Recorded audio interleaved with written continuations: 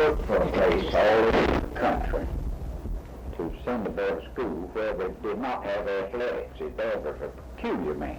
Oh, I didn't know. He didn't like athletics, so he found a small school up in North Georgia called Young Harris, and sent Ed up there because they had no kind of intercollegiate sports.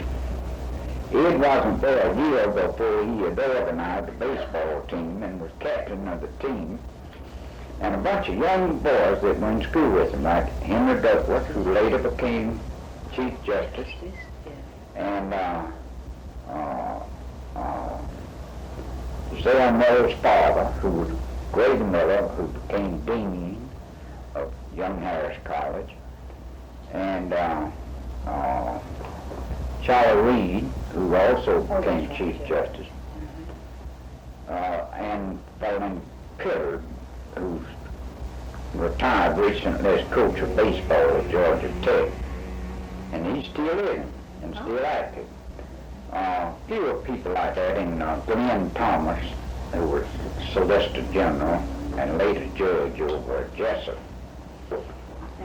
They formed a kind of covenant, like the Three Musketeers, in which they would determine that someday or other, through their efforts, Ed Rivers would become governor of Georgia. My And Ed referred to them and me and a few others as old Blue Hen's chickens. They were his close friends, you know. And Sarah Miller's father probably was the moving force behind all this. No wonder Sarah Miller would write about it. He did a tremendous amount of research. Fast a species, you know. Zell is a very smart boy. I know him quite well.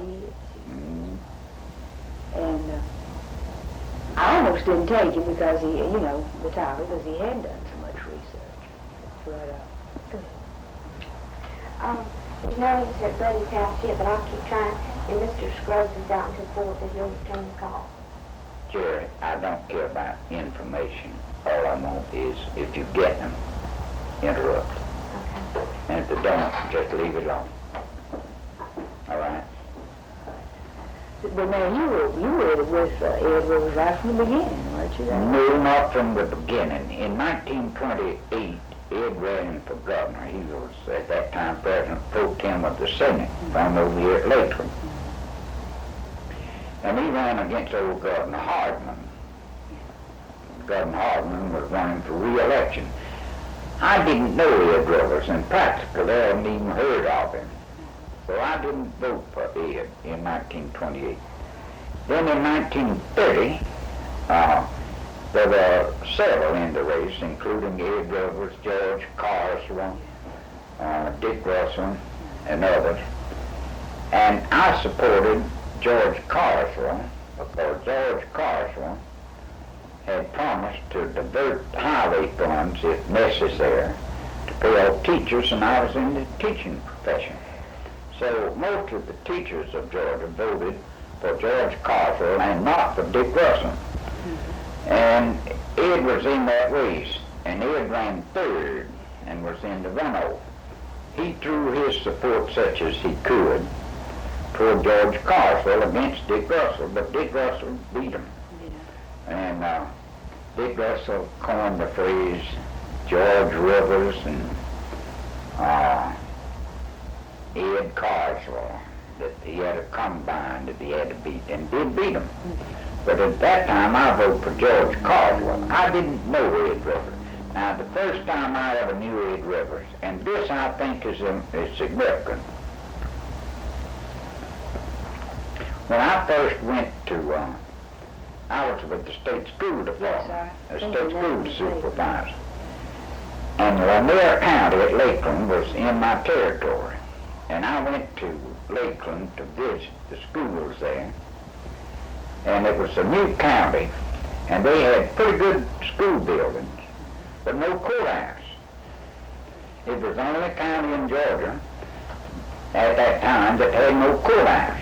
Well, Ed Rivers said that it was more important to have school buildings than it was a courthouse. That's a unique. That really And his wife, Lucille, was a teacher. I believe Lucille taught the 6th or 7th grade in the Lakeland Elementary School. And by the way, she was making $60 a month. And at that time, Ed Rivers had been elected to the House of Representatives, and Eugene Talmadge was governor. And Ed was a good lawyer, brilliant man. But when I first knew him, he was beginning to get ready to run for governor. And I became so impressed with him until I was one of his later but better converts. And I expect that maybe I was closer to Ed Rivers personally than anybody except the original Blue Hens chickens.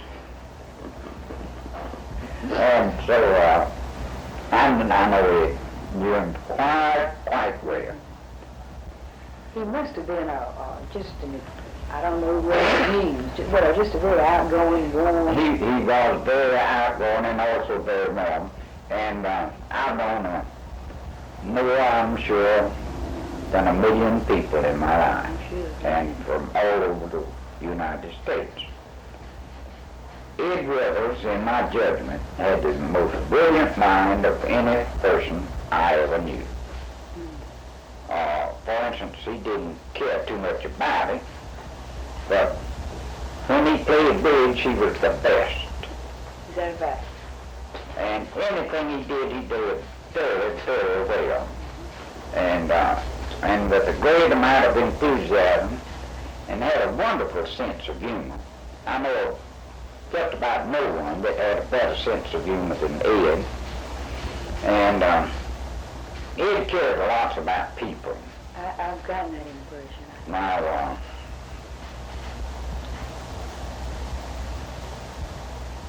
in some of the campaigns, I remember when he first ran for governor, they said he was too young to run. And his next time he ran for governor, when he was elected, I believe then he was only about 38, but he was a grandfather. And he had a little granddaughter, his first granddaughter, named Jan. He used to take Jan up in his arms and making speeches. He'd say, they used to say I was too young. If you don't hurry up, they're going to say I'm too old. Here's my granddaughter right here with me today. She's going to vote for her granddaughter, and if it keeps on running, even if it's 20 years from now, that's the time they could vote when there's only 21. But Ed had the best sense of humor, and the most brilliant mind, and I would say the most compassionate politician I ever knew. And in my judgment, Ed Rivers did more for the people of Georgia than any governor that I ever recall. And I've been watching him since the time of Clifford Walker and before that. But the best evidence that Ed Rivers made Georgia a great governor is that more laws were passed during his administration than during the administration of any governor. And so far as I know, none of those laws have ever been changed, or certainly not repealed. And the only changes that have been brought about was by strengthening them and making them better. I'll let you name a few of them. Homestead exemptions on family homes and household and kitchen furniture, and free textbooks for little children, and a minimum 7-month school term for all children in Georgia. And I can remember this. I can remember when most of the politicians said that children couldn't afford to go to school 7 months, and especially in rural areas because they were needed on the farm more than 5 months in the year. and that it was wrong to advocate a minimum 7-month school term. When Ed became governor, and I was in the State Department of Education, the appropriation for public schools immediately after he was governor was more than doubled. And from the state alone, there was a minimum pay for the teachers and a minimum term for the children of 7 months. And since that time, we different governors have built on it, so that today we have 9-month schools for children, 12 months paid for teachers. But the man who started it all was Ed Rivers. Well, now that highway patrol, that was one of the things. And you wouldn't remember this, of course, but there was a time when the total budget in Georgia, when Ed Rivers was governor, the total budget was less than $40 million a year. And such things as old age pension for old people, aid to dependent children, crippled, blind, or infirm people was unknown. We just had no law for it. But Ed Rivers, when he was governor, initiated all of those programs into Georgia, known at that time as the Little New Deal. Now, he was tied up in effect with FDR. And FDR had, before Ed was elected governor, had put through on a nationwide basis what became known as the National New Deal program for people. And when Ed was governor of Georgia, he put a program into effect in Georgia somewhat similar to that put into effect throughout the nation by Roosevelt. And his program in Georgia became known as the Little New Deal. So I could go on and mention laws that were passed while Ed Rivers was governor that were significant and that had a basic effect on the people of Georgia, and they haven't been changed. Ed Rivers was known one time as Sales Tax Eddie from Arkansas. Arkansas Eddie the sales tax man. Well, Ed Rivers should have passed the sales tax when he was governor. That was the big mistake he made when he was governor. He could have done it and didn't. What happened? I mean, I think because they had thrown up the sales tax about him so much, Ed kind of got timid and was afraid of the effect of passing the sales tax back in 1934 or 5 or 6. And as a result, he carried on such a big program in Georgia until really, when he went out of the governor's office, he had spent more money than he had collected. And in effect, he left the state in debt from one point of view. But I say that he didn't. He gave to Georgia more than Georgia gave to him. And when he left the governor's office, instead of the state being in debt, instead of him putting the state in debt, he put the people in debt to Ed Rivers. And I think that Ed Rivers, well, the record speaks for itself. I think that Ed Rivers did more to help the people of Georgia. He started a highway building program, not equaled by any other governor since that time. More in money, because it cost more to build roads, and they had more money. But Ed Rivers built more roads with the money that he had than any of us. I believe you told me you were in Lakeland the other day. Nearly every pig path in that area paid by Ed Rivers. Well, that's not the only place. It's all over Georgia. He built roads all over Georgia. So, I repeat, Ed, at the end of his term, there was a so-called scandal about the pardon the roll board. And at that time, we had no such thing as a pardoning parole board, but the governor exercised those duties. And one of his some of his men with him, including later Governor Melvin. I think they were a little free in giving pardons. And his enemies claimed that he sold them. I never did believe it. I think that Ed Rivers did it out of a deep compassion that Ed Rivers had. There, since that time, many other governors, including Governor Maddox, and recently the other day, Governor Carter turned loose 800 people. And in my judgment, they did the wise thing. There are hundreds in prison today that ought not to be there, never should have been sent. Now, Ed Rivers turned loose a lot of people like that, and some of his enemies claim that he sold pardons and parole. I don't know of a case where I believe that happened. I know of the famous Harsh and Galoga case, which is a matter of record, that at the time he was issuing these pardons and paroles, the newspapers at that time were against him anyway. So he made them put on the front page of the Atlanta Journal and Constitution an affidavit, the editors of the paper, that he, Ed Rivers, had received nothing directly of none of his friends or indirectly in connection with the pardon of those two boys. Well, Ed Rivers pardoned those boys just like he did several others, because I think he thought they had been punished long enough for the crime. And it's out of a sense of compassion that I think he did it. So, if you came,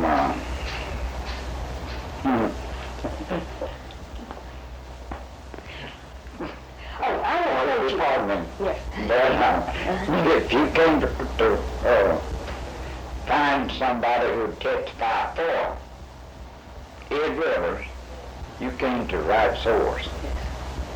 Well, I'll tell you how I feel about it, the slant I plan to take. It seems to me that, well, as you said, he's the most progressive governor we've had. You see the period before him. No doubt. Towns, of course, said the government shouldn't do anything at all. Shouldn't do a thing. If anybody makes more sense. One of Eugene Talmadge's main quotations, he used to say the best government was the least government. Now, Ed Rivers thought not. Ed thought the opposite. He thought that the best government are those that were looked after the best. And then, as I've said before, he was the most compassionate man I ever knew. Mm-hmm. And Georgia was fortunate to have him as governor of the state at the time he was governor. I feel that way. I feel that he was, ultimately, I will ask you about the so-called corruption and so on. I have my own theory about it, but I tell you honestly, I'm going to have to include it, because if I don't, you're in education, you know what my advisors will say to me when you put it in. And they won't believe for good. You know Harry Williams, T. Harry Williams at LSU. Yes, I know who he is. Yes, he wrote, just finished a book on Huey Long. And you know how the history books have always just run down Huey Long. He was a demagogue, he was a crook, he was a dictator, and so on. Well, Williams covers everything about Huey Long, the good and the bad. But he obviously loves Huey Long. I'd be willing to bet you that from now on, when they write up Huey Long, he's going to have a good press in the history books. And it's because T. Harry Williams went through and he did cover corruption. I knew Huey Long. I knew Huey Long. And I visited Louisiana right after he was governor, and I visited there since his death. And he did a lot for the people of Louisiana. I don't think that he did as much for the people of Louisiana as Ed Rivers did for the people of Georgia.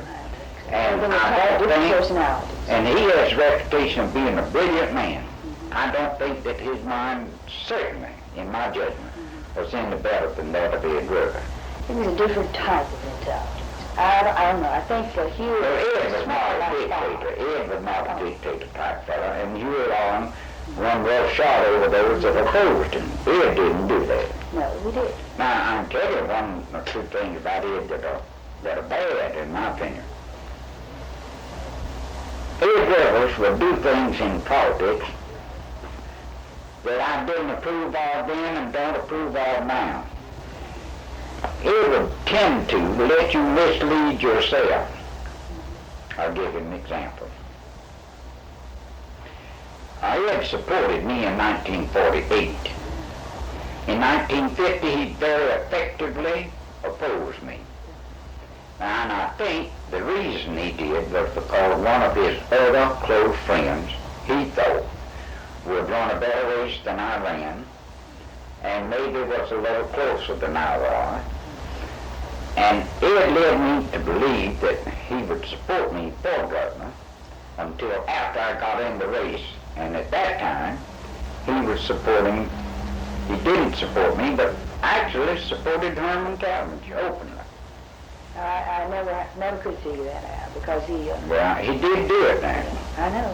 But on the other hand, it was a type fellow that he and Ellis Arnold used to be close friends. I know why, and I was Ellis's secretary. Yeah. And I know why they both and when and all about it. Well, tell me about it. All right. There was a movement on foot when Ellis served, was ending the first 4-year term for governor in Georgia's history. There was a movement on foot at that time for Ellis to be permitted to run for re-election. I was for it. Ed Rivers said he was for it. I don't believe he was. Roy Harris said he was against it and was against it, and fought it on the floor of the House. By a narrow margin, they prevented Ellis Arnold from running for re-election for a 4-year term. As a result, the political relations between Ed and Ellis were strained. And when I was in the governor's office, one of my real problems was that many of my close friends were either for Ed or for Ellis, but they were split up between the two, and that put me in the crossfire. Yes, But in that connection, Ed misled Ellis into thinking that he was going to help him run for re-election, and I don't think he did. Then later on, Ellis paid him back. Ellis, I was listening one night at a banquet when Ellis Arnold promised to support Ed Rivers for election as governor of Georgia in 1946. He later didn't do it, but openly managed the campaign of Jimmy Carmichael. Well, I think the main reason he did was not just because Ellis wanted to, but he learned from some of his close friends, including the newspaper people, the Journal and Constitution primarily, that they just wouldn't go along with him in a program for Ed Rivers. And I think Ellis honestly thought that that was a bigger job than he could do, that he just couldn't get his friends to go with him enough to elect Ed Rivers. And Ed and Ellis became all crossed up. Now I thought both of them. First thing is, I think that Ed was less than genuine in his weak efforts toward getting Ellis to run for re-election. And I think that Ellis was less than genuine in his efforts to get all of the people to go along, his friends, to go along with him for Ed Rivers, but instead to go with Jimmy Carmichael. And that was the cause for their split up. And I think it was regrettable because both owed to the other, in my opinion, a great amount of credit for their success. Yes, sir, they did. They really did. Well, because Arnold was Attorney General.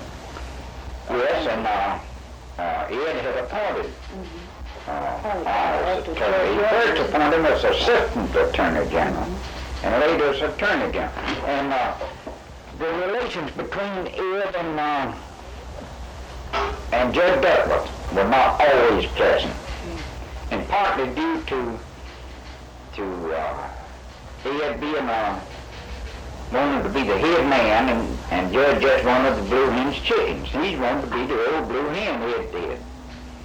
And Henry Duckworth became Supreme Court Justice and Chief Justice. But he was elected on his own and not appointed by his good friend, Ed Rivers. Ed Rivers was supposed to have appointed them and didn't. Was this when he appointed Charles Reed? Charles Reed.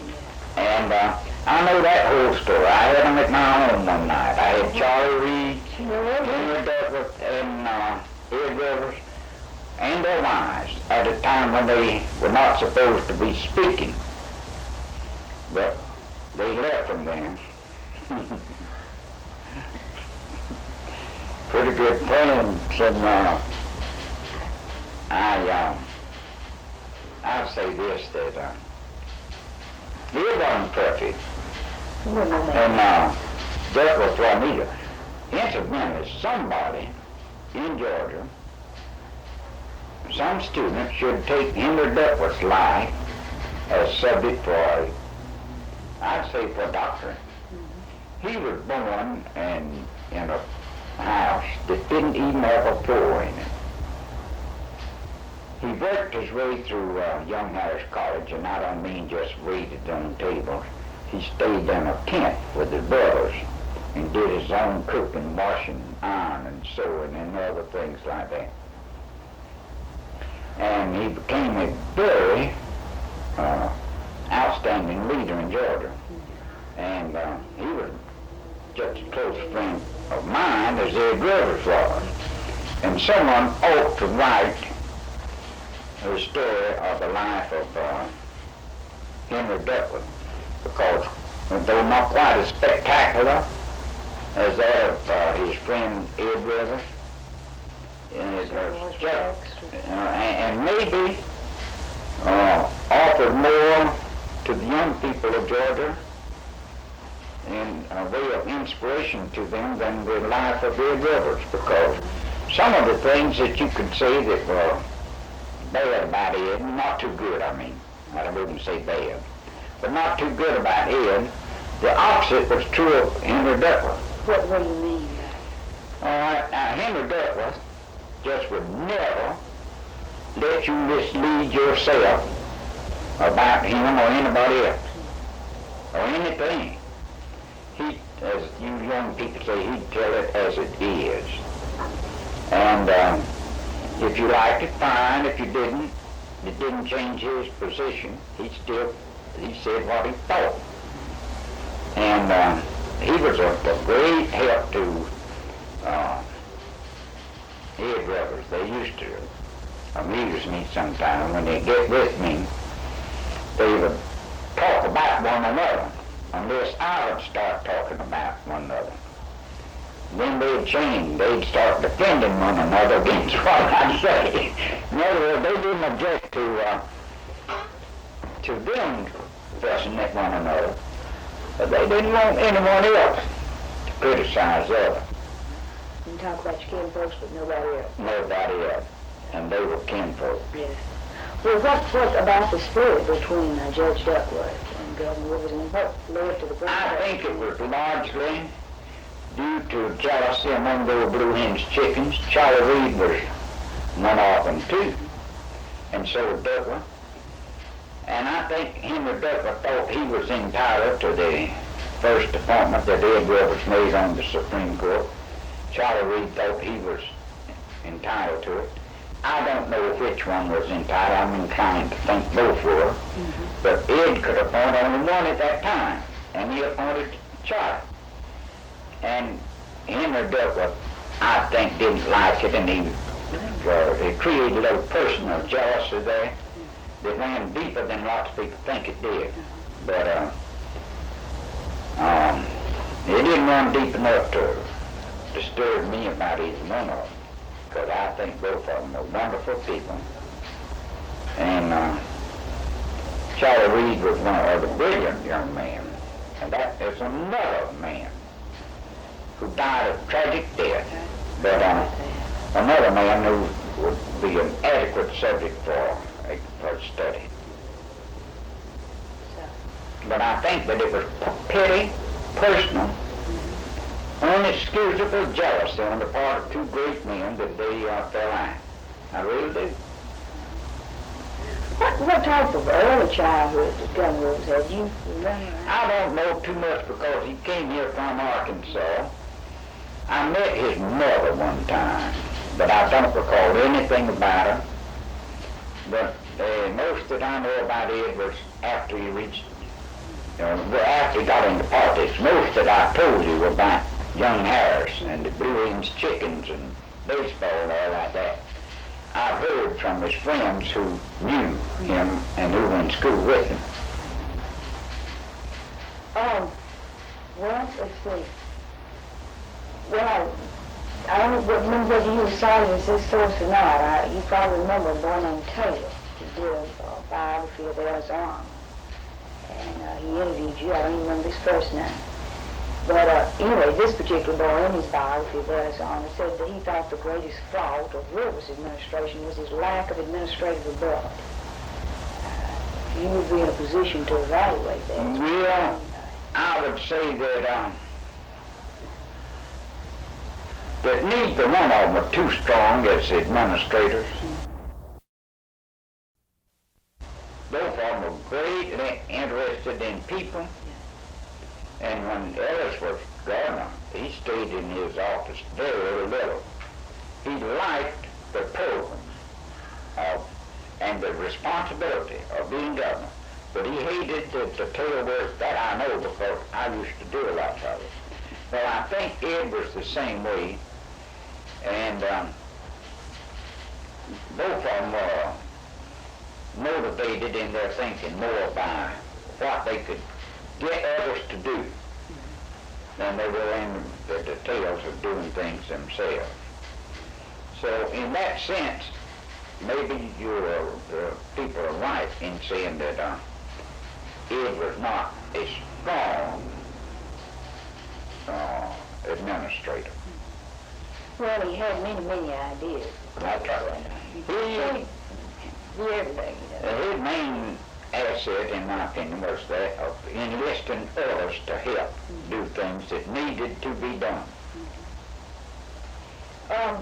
One person told me, and as I said, at some point I've got to cover the scandals in the highway department and all. And well, I just before I tell you my opinion, you tell me what your opinion is. That again was a most unfortunate situation. Now, I think I'm right now in what I'm going to say. Ed Rivers used to live at Cairo as a young lawyer, and one of his friends at Cairo was Willis L. Miller, Sr. And Miller moved from Cairo before Ed did, and moved to a place called Milltown, now known as Lakeland. He got Ed to move over there too, and start practicing law. Got him to help organize a new county, Lanier County. He was elected to the House and Senate from Lanier County. Then when he ran for governor of Georgia, he was running as a citizen of Lanier County. And he and Miller were very close friends. Now, Miller was the opposite of Ed in that he was not a politician. Probably a better administrator. He got the idea, and I was in Ed's campaign headquarters, I know when it happened. He got an idea that the best way for him as the head of the highway department was to build roads where they were needed and forget the politics of it. And Ed Rivers felt that building of roads was good politics and that roads should be built to help in campaign elections. And they differed on that. And soon after the election in Ed's second term, 38, and he tried to get Miller to leave the state highway department and go to the welfare department. And I think at one time Miller agreed to do it and then changed his mind. And there were lots of changing of minds by Jim Gillis, Ed Rivers, Lawson Patton, and others. But there was an unfortunate case in which long-term time friends split up over policies, or if you want to say, over politics. And as a result, there was a lot of talk of Ed Rivers scandals in the highway building. If there was anything Ed Rivers did about the highway building that was very bad, and I'm not saying this wrong, he built more roads than he paid for. And he, as a result, he kind of left the state in debt. When he went out of the governor's office, there were many roads built in Georgia that hadn't been paid for by the taxpayers yet. Maybe some of those roads were what his enemies would call political roads. Maybe his friends would say they were essential roads. They were reward to some of the Blue Hen's chickens and other things.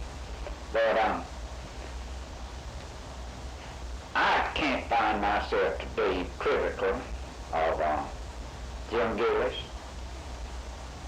Willis Miller, W. Miller as he was known, or Ed Rivers, any of them about that. I think it was very unfortunate that it came about in the last of his administration, and it reflected on the head man, and the head man was Ed Rivers. Yeah. He apparently was very loyal to his friends, and some of his friends To a fault, nearly. well, that's what I was wondering. Perhaps some of his friends were not as honest as they should have been. I think maybe that is so. But now, that has happened since then, and in my opinion will happen again in Georgia, and maybe in about the same degree that it happened with Ed Rivers. Sometimes just newspapers, you know. That's right. And I don't know that you can fault a person to being loyal to, he couldn't have known everything that was going on. Bad news travels faster and is remembered longer than good news. Therefore, today, nearly 30 years afterward, we're inclined to remember the bad things about Ed Rivers and his administration and forget the good ones. And I'm inclined, because I'm so partisan and in my friendship for him and my appreciation for what he meant to Georgia, until I'm inclined to just overlook his faults a little bit. Well, it's just so like the book I was talking to you about Huey Long. The man said he did this, well, so what? You know, so what? If you ask the average person today that doesn't follow it, older people like I am that remembers him and that were against him, say, what do you dislike about Ed? Most of them will bring up the pardon business. The other one was his extravagance. Well, of course, I imagine, you've been governor, you know, I imagine a lot of that pardons has to be done really by people underneath you. I mean, you just can't. I think that's right, too, but on the other hand, I think that many of those who were doing it and got blamed for it were doing what Ed wanted them to do because that was Ed's nature. Ed's nature was to forgive and forget as much as possible. So,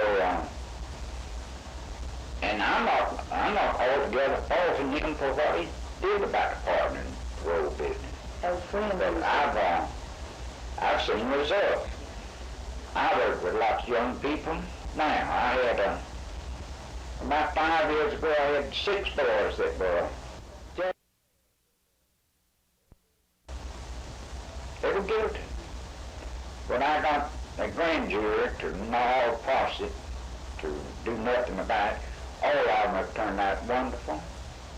And had they gone to the chain gang, they probably would be criminals today. One of them was by here less than 2 weeks ago. They're my friends, and they were good people. They were good boys, headed in the wrong direction. Now they are young men headed in the right direction. And unfortunately, so many of our prisons what Ed is cussed most for by his enemies, about pardoning for road business. I don't. I think that I was mentioning just a while ago about harsh and goes below it. Now there were 2 young boys who undoubtedly committed murder in their early teens. And they, in a sense, were political prisoners. They served long terms because they came from prominent families. Now, I'm against punishing people because they come from prominent families, just like I'm against punishing them because they come from no family at all. And Ed Rivers did not get a dime, so they said in it. I believe that. And I don't believe he did in lots of other cases. And I think that lots of those pardons and paroles were issued by Ed Rivers because he thought that in those cases he was doing the right thing. And in my opinion, in most cases he was. Now, of course, I think you have to remember that this was during the Depression, and, times were hard. There were people needed wives and had husbands. They needed to support them. And they couldn't do it in jail, Well, I think so too. And it still exists. Oh, yeah. A good friend of mine has a doctorate in prison work. And she came over the other day and she said, I think we're going to clean the prisons out. I think we're going to get everybody out. Because, this is her profession. And she was delighted about it. And it's just a difference. Was that just before they paroled us 800? Yes. Well, I don't know if a one that was paroled, I don't know a thing in the world about them, but in general I approve of. And that's one of the things I like about Lester Maddox. He let them out, and some people said for political purposes. I don't know. I'm inclined to believe that Lester Maddox did it because Lester pretty well understood some of those underprivileged people. And he let them out, and in effect preached them a sermon as he did, but they listened to him. And the record of those that he's turned out, the last report I've seen on, has been very, very good. A big majority have never given the state any other trouble or got in any trouble of their own. And as you said, this is somebody now that, when you're talking to me about these boys that you helped, this is a great thing if you can help just one person. So I'm not condemning Ed Rivers for his pardon business any more than I am Jimmy Carter for his recent, what I think was a wise act. For about, and I've just come across this, and I don't know about it, Mr. Thompson, about after the 46th election, Talmadge appointed him national committeeman. Who? Talmadge appointed Rivers national committeeman. No. Ed was already national committeeman. The national committeeman is not appointed by the governor of the state. He's elected by the national committee. And he was re-elected as national committeeman from Georgia. And Eugene Talmadge, when they had the convention in 1946, and he and I both were nominated there, he could have had someone other than Ed Rivers nominated. He didn't do it. Ed ran in 46 anyway, and because of a split vote where Carmichael got more popular vote than Talmadge did, Ed Rivers split enough votes away from Carmichael to elect Gene Talmadge. And I wasn't in on any of this, but I have an idea that it's out of recognition of the responsibility that Gene had toward Ed to let him stay on as national committeeman. Then when I was in the governor's office, I was very pleased to see Ed stay as national committeeman.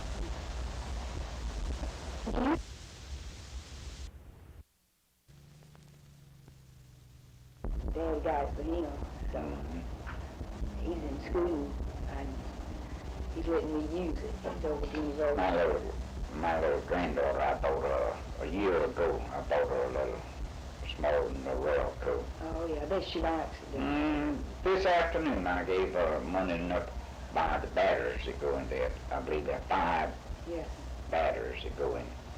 Now, just before I left this afternoon. I know she must love it, and she's obviously been playing. That's right. Yeah. It's really something. When I first went to school, they didn't have anything like this.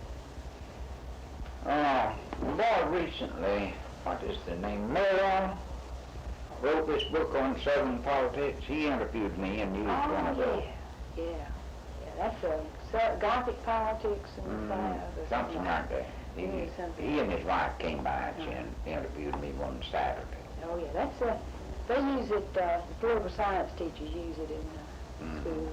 Oh yeah, I've seen you were quoted in this thing on Ellis and a man named Byrne did one called several years ago called Grassroots Politics in Georgia, and he interviews you and he cites you.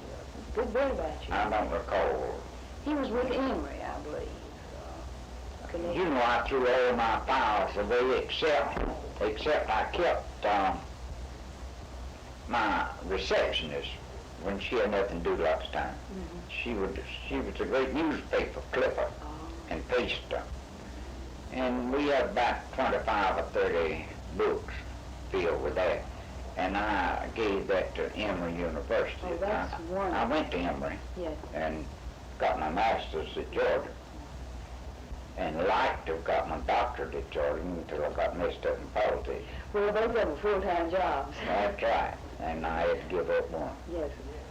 And I think probably served the state, did great things for the state.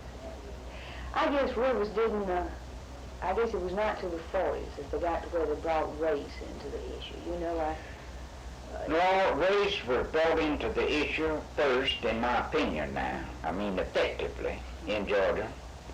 In 1946, in which the black people of Georgia in general, under the advice and leadership of Ellis Arnold, supported Jimmy Carmichael against Ed Rivers and Gene Talmadge. And I don't think that race as such entered the politics in Georgia until after 1946, well, and during 1946. Did Rivers, how did he act on the race question? I wouldn't believe that you could point to a positive program that he had either way. His was more or less for people. And being a champion, I think, of poor people, he would naturally, should have been, had he been living today, he would have been supported by a great number of black people, in my judgment. Of course, now, Ed, you know, I ought not say this, but I'm going to just say what I believe. I believe Ed was a member of the Ku Klux Klan. A man who was a member told me that's where he first met him. That's true. I believe that's true. But on the other hand, if Ed was a member of the Ku Klux Klan, it was largely because he thought that that was another group of people like the woodmen of the world, where he was a big leader in that, you know. And but I know that Ed Rivers was not a typical Klansman. That I know. Yes. He just never probably gave it much thought, or do you know? Who Ed? Politically, I think maybe he did, because back then the Klan played a relatively greater part. We didn't have many voters. Back then, 200,000 votes would elect you to anything in Georgia back then. And the Klan was relatively stronger then in Georgia, and it was more active in politics than it is now. And for that reason, it tied pretty close with them, I think. But I don't know that. But I know this, that Ed Rivers did not possess what I think of as a Klan-type mind, and I may not know what a Klan-type mind is, but I think I do. I don't think you have that type of mind, that's for sure. You risk everything in standing up for what you believe. I think that I know what they believe in, and I don't believe Ed did. I don't believe he believed in it. Well, you know that Dr. Hiram Evans. I knew him quite well. What was he like? A typical Klansman and businessman, close friend of Ed Rivers, and my personal friend, but we just argued all the time. And he was very loyal to Ed Rivers. And I think Ed Rivers, because of his loyalty, rewarded him some. And he maneuvered around and got himself to represent the asphalt people. I don't care how many asphalt dealers there were in Georgia, he represented them some way or other before the highway department, and I think made money on it. I'm not sure of this now, but I believe that maybe he knew it. And while he did not what you would call condone it, he certainly didn't, in my judgment, approve it. He might have condoned it on the idea that after all, Doc's done so much for me, now's a chance for him to get a little something for himself. Why not let him do it? I think that's what happened. And you know, that's almost an admirable quality in a way. It's hard to explain how you think about it. Well, his sense of loyalty was very high. And that probably explains part of the errors that he made. I suspect it might have been his greatest strength and his greatest weakness. Yeah. Like Mr. John Grier, you know, he was indicted. Now, I don't know whether he was, I don't know. No, I have no idea whether. I know John real well, and John is one of the remarkable politicians of Georgia. That rascal's over, he's about 60 years old. And he used to serve Ed from the time he was big enough to carry a suitcase for him. And he was working as an aide in the governor's office, and also, I think, as treasurer of the highway department. And they had some indictment against him, and one time convicted him. And on a retrial, they did not convict him. And I don't believe that John Grier has ever been guilty or willfully doing anything wrong about the state. I'm glad to hear that. Well, that's right. I just didn't know. Well, you never know. People get caught in situations and you don't know. You know what I mean? Well, I know John nearly as well as his wife Grace does. And he managed my campaign in 1948. Is that a fact? And we liked to run. Or maybe it was 50 though. 50 was when he managed my campaign. And I think we won. I think we were counted down. Well, now I've heard a good bit about this. And V.O. Key talks about it. This Barron book I always start reading talks about it. I'd like to hear you talk about it, counting out and so on. I mean, just in general, in Georgia. Well, that night, on the night of the election at 11 o'clock, I was way ahead in popular vote and comfortably ahead in county unit vote. At that time, county unit prevailed. And then between 11 and 2 o'clock, no other counties reported in. I couldn't get a report from any source. Radio, telephone, or anything. Everything that just closed down. After 11 o'clock, about 2 o'clock, they began to turn in, and nearly all of them were challenged. And in many of the counties, the vote for governor was substantially higher than it was in any other race. Led me to believe that some of the names were just added. The numbers were added. Later on, in a kind of joking way, I mentioned Roy Harris, who was one of Herman Talmadge's managers, that I knew of at least 50 counties that they had stolen from me that night, and he laughingly said, he was wrong, it wasn't but about 35. Now, of course, he could have been joking, understand. But there are lots of people, other than I, who believe that in the 1950 race they outcounted me. Are there some, or were, I guess is the case now the county unit system's gone, is probably no longer important, but were there counties in Georgia where this just almost happened, a few counties where this would just happen again and again in different elections, is that? Oh, I think so. And I know that it's better today than it used to be. Let me give you one typical county.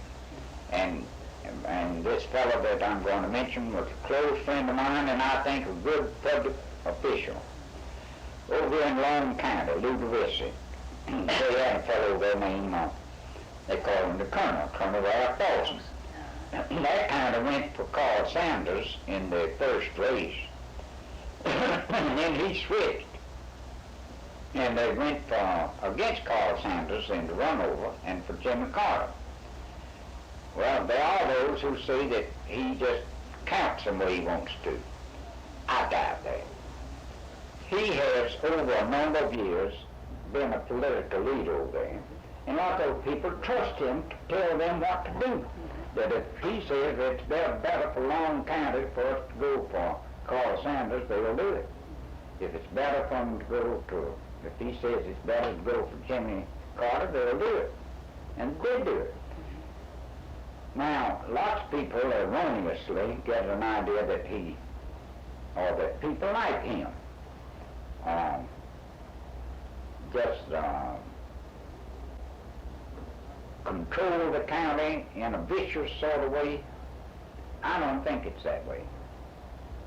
It's kind of like I heard a statement about a politician one time that I met, and somebody told me, say, well now, don't everybody in this county believe what he says. But if he says it's going to rain, the women take in the clothes. In other words, they trust him. So there are some counties where it's simply a matter of a few people having such respect, such influence that they can... And not only that they can say this, they can say, now listen, it's better for this county here to go for so-and-so. We get along better. We get more back if we vote right. And lots of them will say, well, it don't make any difference. We'll vote like old so-and-so said. And in that sense, that is not exactly stealing elections. It's misusing political influence, in my opinion. And the bandwagon, I think. Well, I guess bandwagon probably has effect on these particular leaders who in turn have... Well, I believe, though, the bandwagon effect is not as great today as it used to be. There was a time that the main purpose of running a political campaign was to convince the voters that you were going to be elected. And if you could convince enough of them, you would be elected. But we've had recent elections, nationwide and state, that tend to show now that that is not as big a factor as it used to be in politics. But you think maybe it was back in the 30s when you were... I think it was a big factor back in then. And today I think it is still a factor, but not as prominent as it used to be. What about the 38 campaign? Was I was thinking in terms of the bandwagon. You know, he sort of came in on a bandwagon in 36. Then he had a hard time in 38. Yeah, that's right, 38. I don't know whether you... Well, I was in his campaign headquarters in 38. And I did most of the speech writing for people other than him. No one could write his speech now. Is that right? You just couldn't do it.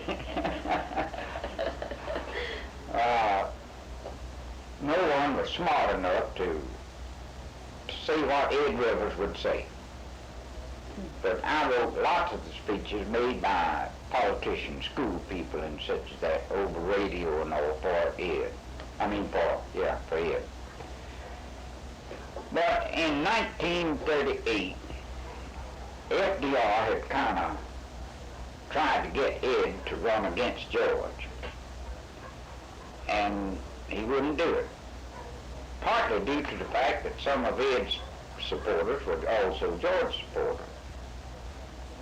Ed gave us the reason that he had a program that he had started in Georgia, a little new deal that was about half over, and that he had the responsibility toward a little new deal in Georgia, just like FDR had toward the big new deal throughout the nation.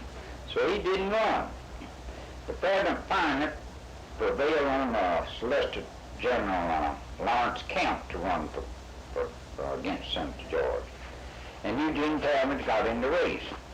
Well, Ed was a victim of lots of people saying, well, he's an ingrate, he wouldn't help the president do what the president wanted him to do. Then on the other hand, he got caught in a crossfire between the candidates that were leading candidates for the Senate.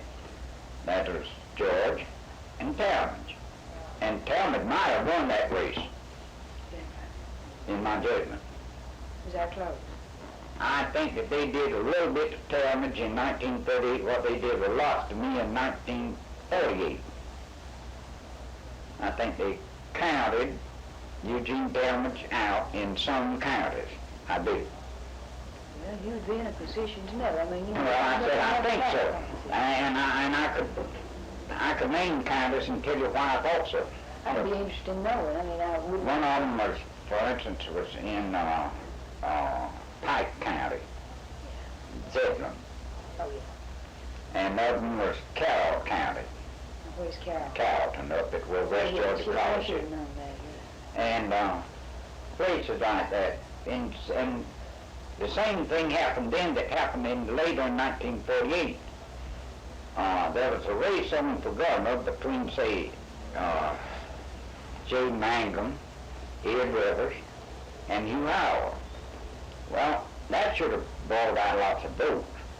But in the race for the Senate, in many counties, there would be, say, exactly 300 more votes cast for Senate than there were for governor. And George would carry those counties. Sounds suspicious. Mm-hmm. I say it sounds suspicious. And I'm not fussing about it, but I'm trying to be realistic. I think that has happened in the past. I think it's less likely to happen in the future than it ever has before.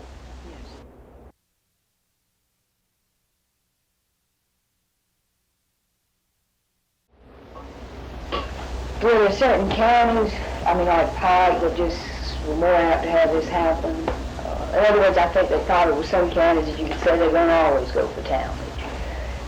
Well, generally that is true.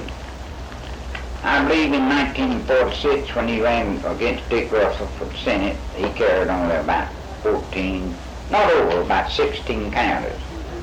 Well, he just was a victim of a groundswell of support for Dick Russell and the New Deal, and part of what they call the 4 R's. Yeah.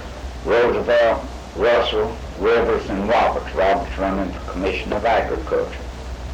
So he just became the victim somewhat of an avalanche. Mm-hmm. But I mean, just like there are counties that are always loyal to certain candidates, are there counties that you just sort of always have to worry about how they're going to count the votes?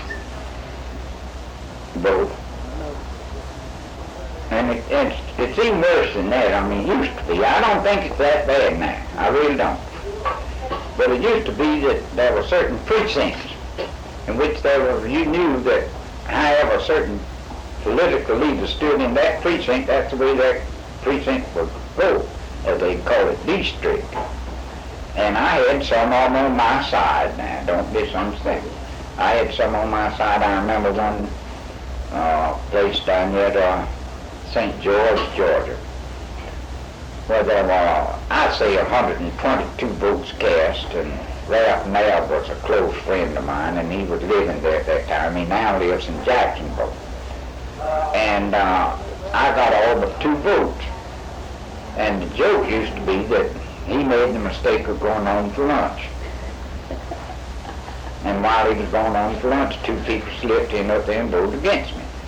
Well, I'm not saying that's true, I'm not saying it isn't true. I'm simply saying that that has happened in the past to some degree, and there's some truth in it. And I doubt if there's as much truth in it as some politicians claim there is. But there is some in it now. I remember Daddy talking about up in Hart County or something over that, they'd give the man some money to go vote for such and such a candidate. And they'd stand on the outside and look, and the man sort of had secret ballot. And he was giving the ballot that he used to vote drop in, then he'd bring back a blank ballot. They used to do that. I don't believe there's as much of that going on today as there used to be, in my opinion. You know, this last election in Georgia is an example of that. I honestly thought that Carl Sanders would be nominated and elected. And I think most people did, most politicians did. But he wasn't. It was a real surprise to everybody. Did. But again, I think he had that image that some people were against, you know. And Well, it could have been in reverse. that's what I mean. It could have been, used to be that whatever the politician said in a district, the people would do it. But this last time they might have got the idea that since this politician up here is full Carl Sanders, I'm going to be against it. You get what I'm saying? Mm-hmm. It could have been a part of the so-called revolution that is taking place in the country today, and you know it is. It's taking place. That's teaching in school life. Now, people just don't, they don't like to be told what they got to do. And that doesn't apply just to children, it applies to other people too. They blame it all on children. No, I don't. I like young people. I don't think they're all bad at all. And I'm telling you the way you feel If you about cut it. this off now, I'll tell you about something man, that's funny. I won't quote you if you All want right. to. Yeah. Well, I'll tell it. Oh, yeah, I won't. On Monday afternoon of this week, I took 6 little girls out to a place where a friend of mine has a good fish pond. And we caught about 50 fish. All I did was bait their hooks. They were between the age of 10 and 12. I bait their hooks and take the fish off the line when they caught them. And the bait and I gave out about the same time. But I enjoyed it. I really did. I know you did. I could just tell from the way you talked on the phone when you came in that you just enjoyed it. So, Well, and you know, children know that. They can tell instinctively, I think. they sure do. I have friends Now, who don't just, fool yourself about that now. friend who just had a baby and she's in school and everybody said, oh, you got to stay at home with the child, you got to stay at home with the child. And I finally told her, I said, you know, that child's going to know whether you love her or not. Because you can say that 24 hours a day. If you don't love her, she's going to know it. Let me tell you what. I used to teach school. And in effect, it's a shame I ever quit. I'll tell you why. In all of my teaching, I never had a disciplinary problem with a kid that I taught. Now, sometime when I was superintendent, I had to take the teacher's side of an issue, and sometime I thought I was wrong then. Yeah. But I'd have to enter into a trouble that had started. But in my classroom, we never did have any trouble. Just never did. And sometimes the boy would come up to me and he'd say, Mr. Thompson, please don't call on me today. Last night I had to go so-and-so. I said, don't you worry. And I wouldn't. Now, if he did that 3 or 4 times, and you know, I used to do something else that I couldn't do if I taught today. I used to use my belt on boards. Just dust them off. And one afternoon I dusted the ball for about 3 o'clock. And when I got through, he and the teacher had to run in. I had to take the teacher's part. And I just tore him up. And when I got through, I said, now Louie, don't forget now we're going squirrel hunting at 5 o'clock this afternoon. And we went. People appreciate that. They really do. And I think Willis had a feeling for young people too. Same thing, you know. But he did. You know, he taught school. Yes, sir. Yes, sir. He taught school at Climax and over in Toombs County at some little country school. But Ed Rivers had he was a man of great compassion. and a great understanding of people. Somebody told me that they had, well, you would know this, being in education, that they had wooden school buses then. Is that true? I hadn't heard it before. Listen. You would know. When I finished high school in 1922 in Jenkins County, we had no busing problems such as they have now. You know why? What's that? Because there wasn't a school bus in the county. Did the school buses come in under him, or, did he do anything? I would say that was kind of like Thompson. It just kind of grew up with the school system. And no one administration can take credit for school buses. Now, Herman Talmadge's administration was the first to equalize salaries between Negro and white teachers from the state. Did you know that? No, sir, I didn't. Lots of people be surprised, but that's the truth. They did it. You wouldn't ever know that, would you? Now, you may think that because I ran against Herman 3 times, or he ran against me and beat me all 3 times, that Herman and I adversaries today. That isn't so. Well, you might be a man, so I'm not surprised. I recently had him at the Rotary Club down here, and I was to introduce him, but I had to go to surgery in Atlanta, and he came on anyway.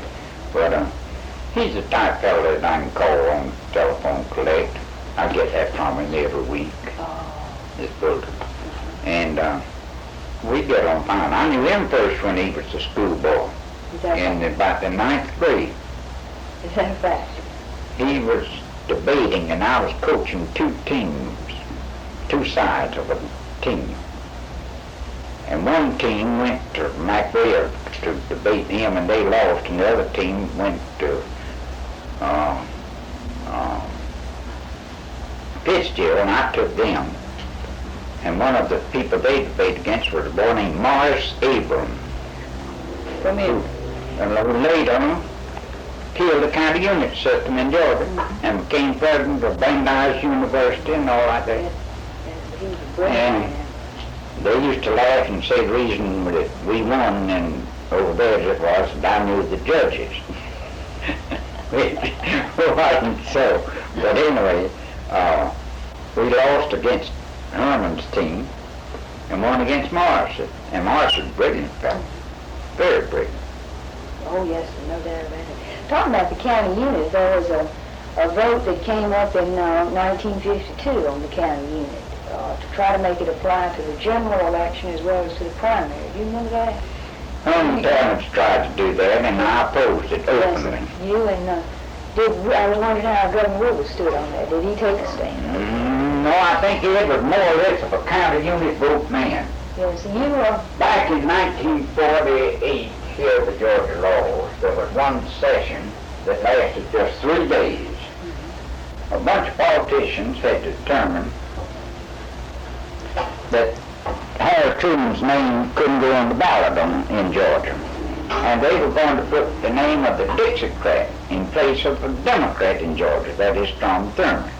I called a special session of the legislature of Georgia to prevent that from happening. And no one had courage enough to be against it. And I am responsible. I'm partly responsible for mine in Jekyll Island. Yes, sir, I know that. I'm totally responsible for Truman's name being on the ballot in Georgia in 1948. Now, Ed Rivers was more of a county unit system man than I was, and I think largely because Ed came from one of the smaller counties in Georgia. And Ed was somewhat a product of the county unit system. I came along a little later than Ed. And while I recognize some of the dangers of turning our state over to metropolitan areas like Atlanta and DeKalb County and all, there are some dangers there. Right. You can't be from Hart County and that. I recognize that, but on the other hand, it was inexcusable, the county unit system that we used to have in Georgia. Do you think maybe the fact that, well, let me ask you this, you can tell me this, did rivers keep a lateral following in some counties? Always did. Could When he- he ran in 1946, the last time he ran for governor, and not a person in Georgia thought he had a chance to be elected. I believe the records will show he got about 125,000 votes. There were some people who would vote for Ed Rivers if his name was on the ballot, period. I did. I voted for Ed in 46, and I knew he didn't have a chance. Just out of devotion to him? I would have voted for him he's the only man in Georgia that I would have withdrawn in 48 and 50 when I ran.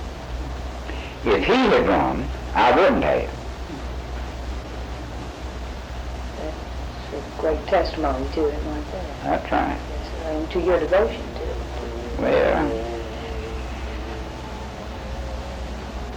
he deserved it.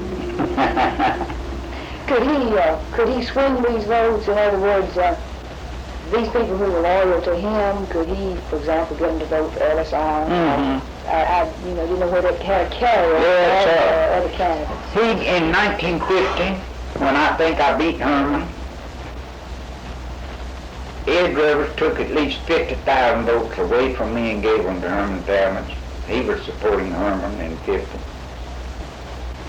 Now, I'm not bitter about it. I'm just recognizing the fellow's ability. Yes, one I can tell that. And he was the greatest speaker that I ever heard. I heard FDR when he came to Barnesville, asking the people of Georgia to defeat Senator George. And Ed Rivers presented him. And instead of saying the President of the United States, they wanted him to take about 10 minutes to speak in his introduction of FDR. Well, people ran away from there, forgetting what FDR said, but not forgetting how Ed Rivers made his speech. What did he do? What did he remember what? We've heard they were saying about like sprinkling peas on a dry high. You ever heard that statement? No, Just rattling. he could bring your builder up to such a pitch emotionally until even when you were perfectly well and sane and everything, he was the greatest swayer of political opinion of crowds. One time, this was back in when he first was elected governor in 1936.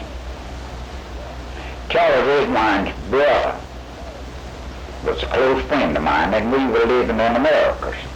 I asked him going with me to hear Ed Rivers. He said no. He wasn't going to hear that SOB because he was against him, and he's afraid if you heard him, he'd change his mind. That's right. Way more. Because he was the type fellow that could. Well, Henry Duckworth used to say, now Henry and he were law partners at Cairo. He said that he had to go out on a speech-making tour and come in just before the trial of a case, and he'd say, give me just one fact to go on in this case. Just one fact. That's all I need, just one fact in our client's favor. Well, Ed would use that one fact to overcome 30 witnesses or testimony to the opposite. When Ed got through pleading his case, the only thing they remembered was that fact that Ed got. It was remarkable. How did he speak? I mean, was it? High-pitched voice, more or less. But a type fellow that you could just see that he was very sincere in what he's saying, and he was the type fellow that would build you up and up and up and up. And next thing you know, you were thinking just like Ed was thinking. Very, very logical. And he'd just take you. Yes, sir. He must have been an extremely bright person to have been able to think on his feet, that way. In 1948 in the campaign, he was at Vidalia, Georgia, making a speech for me against Herman. And that's right near Herman's hometown. And there was a crowd that made up their mind to break up the meeting that Ed was speaking at. But he had the microphone. And they began to shoot and holler and yell and jeer at him. Sales tax headed this and everything like that. But, and he spoke for about an hour. I wasn't there, but I heard about it. About first 5 minutes it was dead on. About for another 10 minutes there were murmurs going here and there and throughout the audience. And at the end of it, all of them were cheering Ed River. He was that kind of speaker. He could do it. I'm sure that everybody you've interviewed have said that he's the best speaker Georgia's ever had. Yes, they have. A lot of them said they thought, it really was better than Gene Town. Oh, he's better speaker than anybody that I've ever heard. Used to be a fellow down here in Florida, nearly as good, named Clay. Oh, yeah, he was in Senate. Yeah. Clark Pepper, he was a big He man. was a very enthusiastic and good speaker. Real good. Dick Russell was a good speaker. How about Rivers and Russell? Were they, of course, Rivers ran against Russell one time, but were they enemies or just new? I think that their interests were somewhat similar. But I think personally, they never were very friendly. Why is that?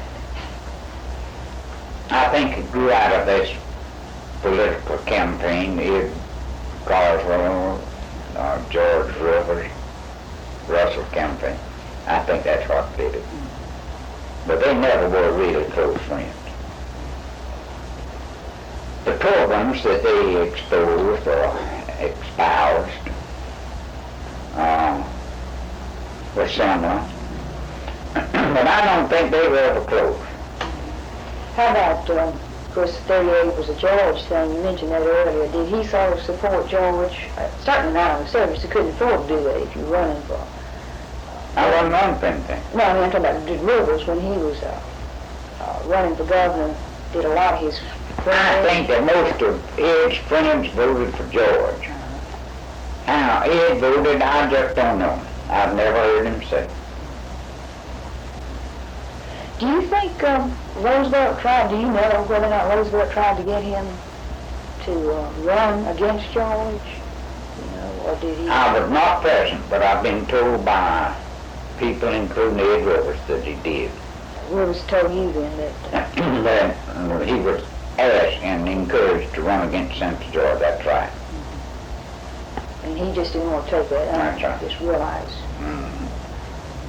Taking the cat by his tail. I doubt if he could have beat Senator George. Well, as you said, he had a hard time. You were talking about being Yeah, he had a hard job beating Hugh Howell. Yeah, and Hugh Howell wasn't that strong a man. Mm-hmm. Do you think Miller, and what brings this up is somebody said that, I read in the paper something that W.L. Miller, in the 38 campaign, was trying to build up his own governor's race. That's what his enemies said, and I was for Ed in that group. And maybe sometime or other I was inclined to think that, but later on I doubt it. I don't believe it. I think that Willis Miller was an inept politician and a good businessman. Now, because of that, I think he made some errors politically. But I don't believe that he was ever disloyal to Ed Rivers. Of course, the Howell department is a very important thing as far as politics go. I mean, it's just a simple fact. Yes and no. Is that? Let me tell you. I built roads in every county in Georgia when I was governor. And I'll admit that some of them were political roads, were intended to help me politically. I doubt if I ever built a road that helped me at all. There's a road, Highway 121, beginning at Baxter and coming out down at Folkestone, running through there. I had a petition signed by enough people in about 4 counties in there that had they voted for me would have carried every one of those counties, and I didn't carry one. Now, it's practical. Suppose you build a new road. You're going to build it closer to some people's house than to others. That man that you thought you pleased might have think, well, he's mighty late in building it. And the man who left off the road said, why'd he go by old Bill's house and left me right there half a mile in the dirt? Tell you when. I don't believe that highway politics is good politics. If there ever was a man who could handle it well, it was Jim Gillis. I think that maybe he handled highway politics better than any other man's ever been. How did he and Governor Rivers get along? Not well. At first they did, and then he was an ally of Miller, and the Rookers was Ed. So at the end of Ed's administration, he and Gillis were not getting on at all well. That's right. I know that. Yes. Well, yeah, as I said, you're in a position to know when nobody else can. But they, did something happen? I mean, did you hear him tell? Well, I think that the main thing that happened was Jim Gillis, they used to call him Slippery Jim. I didn't know that. Well, but hard to put your finger on. But Jim Gillis was really for Lent Miller in that Rookers between Ed and Lent. And Ed knew it. And for that reason, Ed kind of maneuvered him out of the highway department entirely and put Lawton Patton in instead. One time, Lakeland had 2 highway board members. That's right. Lent Miller and Lawton Patton. Both of them good men, too. Can you think of anything else? You know so much, you probably know what I should ask you better than I know what I want to ask. I don't think I know of anything else, Mother. I may have to write you and get you to help me some more if I think of something. I'll be glad to do anything I can help on. I sure would appreciate it. I would appreciate this. If you get your dissertation approved and all, the chances are that you will put it in book form. If we get it approved, yeah. and sell it. I'd like to buy about 10 copies You of it. don't have to buy them, I certainly. No, I'm not. No, I'm serious. No, I'm serious about that. Well, I'm serious too. What I'd like to do is, if they're still living at that time, there's about 10 people I'd like to send them to. All right. Well, I hope I can get it.